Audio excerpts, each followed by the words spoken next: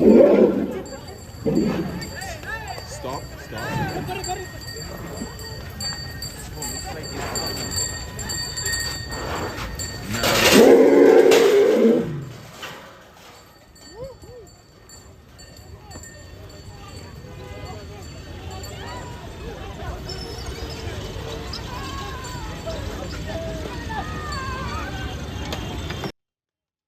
ಮೈಸೂರು ಅರಮನೆಯಲ್ಲಿ ಮದವೇರಿದ ಗಜಪಡೆ.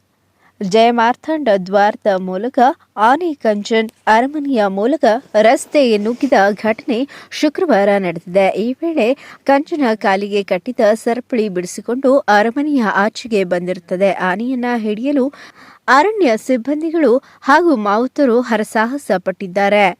ಆನೆಯನ್ನ ನಿಯಂತ್ರಿಸಲು ಧನಂಜಯ ಇಂದಿನಿಂದ ಓಡಿತು. ಈ ವೇಳೆ ರಸ್ತೆಯಲ್ಲಿದ್ದ ಜನರು ದಿಕ್ಕು ತಪ್ಪಿ ಓಡಲಾಯಿತು. ಮಾವುತರು, ಕಾವಾಡಿಗರು, ಆನೆಗಳ ಆಟೋಟಕ್ಕೆ ಬ್ರೇಕ್ ಹಾಕಲಾಗಿದೆ.